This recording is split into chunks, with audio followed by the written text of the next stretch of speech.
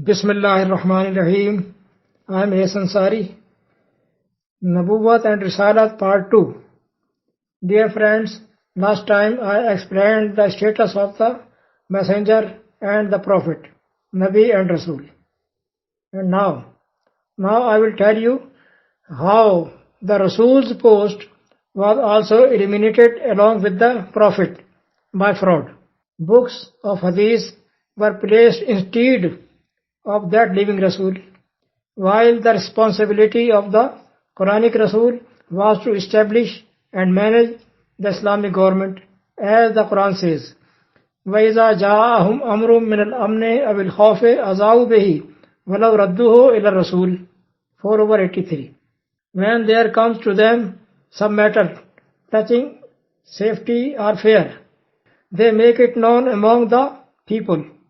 If they have referred this rumor to the Rasul at the center, he would have investigated through his teams.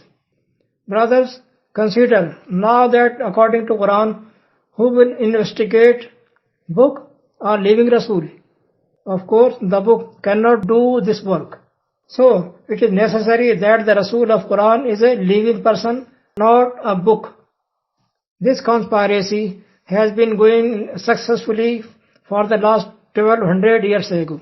Last nearly 1200 years, the fake Rasul is inside the book has been caught. Now will be no prophet or messenger chosen by Allah.